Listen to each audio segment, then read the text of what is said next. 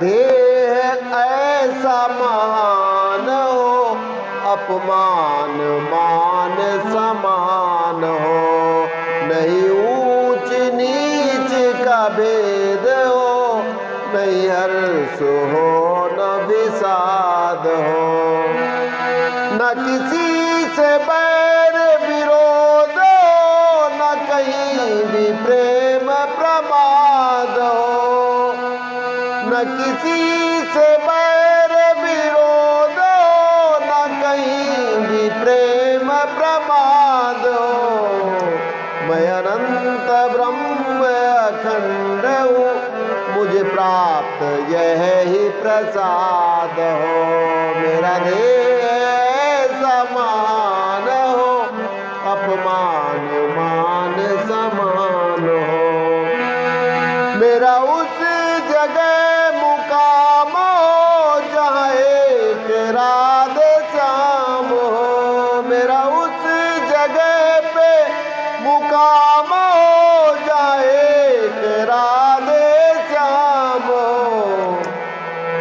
जहाँ नित्य नया आनंद हो, जहाँ नित्य नया आह्लाद हो। न किसी से बैर विरोध हो, न कहीं भी प्रेम प्रमाद हो। तो गुरु वशिष्ठ जी कहते हैं कि समय परिवर्तन तो इस संसार का नियम है।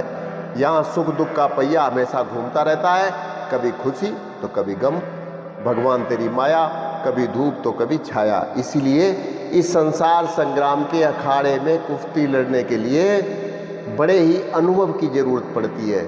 इस अखाड़े में उसी पहलवान की जीत हो सकती है जिसे कि समय समय पर जीत और समय समय पर अपनी हार स्वीकार करना आता हो।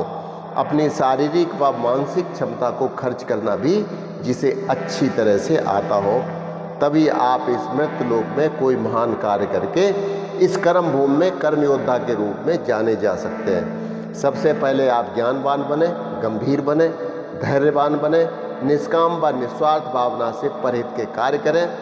गुरु वशिष्ठ जी कहते हैं कि सुख और दुख अगर जीवन में आए तो महज एक नाटक के रूप में उसका सामना करना चाहिए।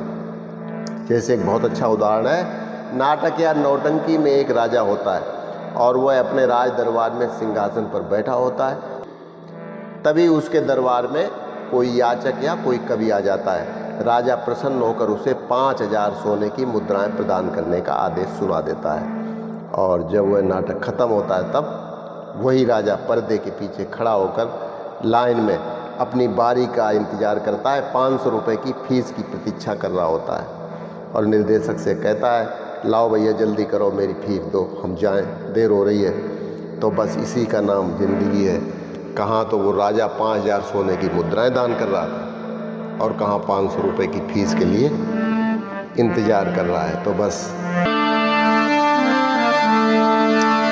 ईश्वर साए स्वर ही रखना है अवनीश, इसीलिए तो नृपति भी कहलाता है। इस जग में आते रहेंगे सदा शोक या हर्ष, बात बात में यहाँ पर होता नित्य संघर्ष।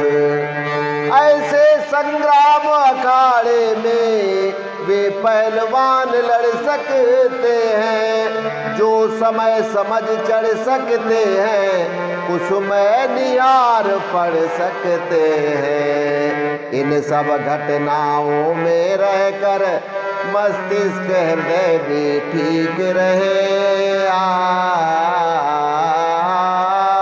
शारीरिक तथा मानसिक सब अवयव आशय भी ठीक रहे। तब हो सकता है महाकार्य, तब कर्मवीर कहलाओगे।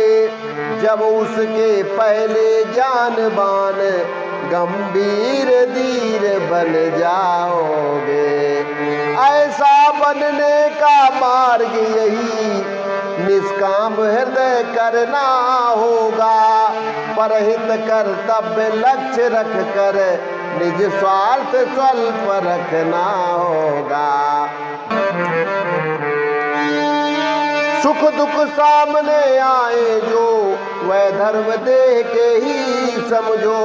नाटक साला जैसे दिखाओ इस सारी जगती के समझो। अपने स्वरूप को आत्मा को निर्लिप्त समझते रहो सदा। वह अमर और अविनाशी है यह दृढ़ता रखे रहो सदा।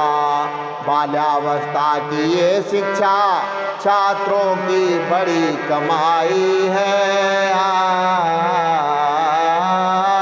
संक्षेप रूप में इसीलिए गुरु गीता तुम्हें सुनाई है।